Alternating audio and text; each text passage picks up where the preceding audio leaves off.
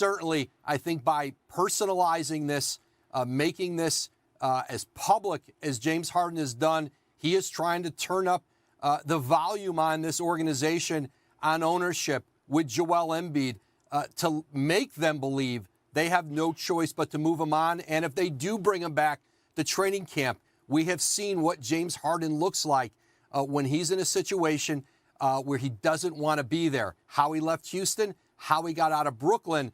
But also, this is a player about to turn 34 years old whose future, especially financially, is very unclear. There are not teams lining up to pay James Harden the kind of money he still wants, and that certainly the kind of money he turned down in Brooklyn. Remember, he had a $200 million offer on the table from the Nets that he turned down, ended up getting the trade to Philly.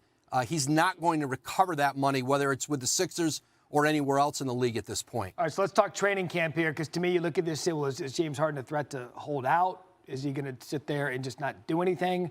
People are wondering now, like, what's his play? What could he possibly do? Yeah, holding out is really difficult in the NBA. The collective bargaining agreement makes it very difficult for players to simply say we're not going to render services. You know, you don't then get to go into free agency the next year. If you miss 30 consecutive days, that team essentially keeps your rights. You don't get to go out into free agency, so you can't just sit out on your way to your next destination. James Harden's got to show people he still can continue to play at a high level. He can be in great condition.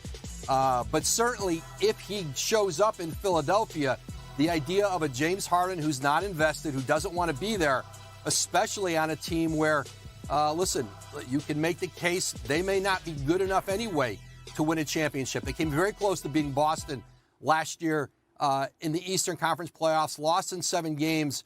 But this is certainly a situation for Philadelphia that they don't want to domino into Joel Embiid's future. Certainly for any organization with a player of Embiid's stature, when you haven't won, even sometimes when you have won, that clock is always ticking on what it means for your best player.